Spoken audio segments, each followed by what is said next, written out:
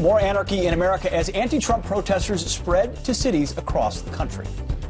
Not my president! Not my president! Not my president! Not my president! Yes, he is your president, but there's something these protesters, they may not know. New reports suggest it's all a stunt run by the left-wing elite.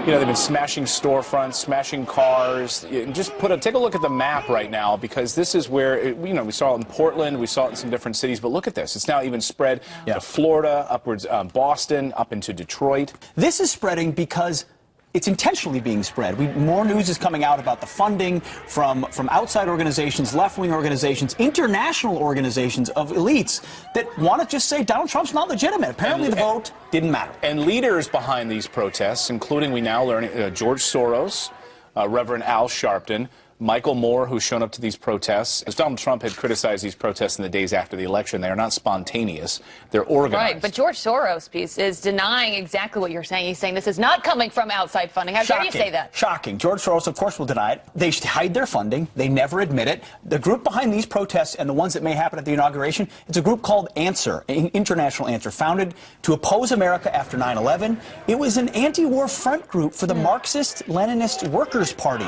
These are communists. These are anti-Semitics who believe that the U.S. is racist, imperialist, sexist. The heart of it is anti-Americanism. And part of these protests are part of the reason why Donald Trump got elected. If they had come out and voted, we see Michigan went by just 11,000 votes to Donald Trump overnight. Michigan now. Yeah, and now it gave him, Electoral College total of 306, which no one predicted would happen. I want to ask a lot of those protesters, did you actually get out and vote? What is their end state? And you know what I think their end state is perpetual anarchy, perpetual disruption. They want to delegitimize Donald Trump by making it look like there's chaos in the streets, which is why they're already planning for an inauguration date, again, funded by Answer and international groups funded by George Soros.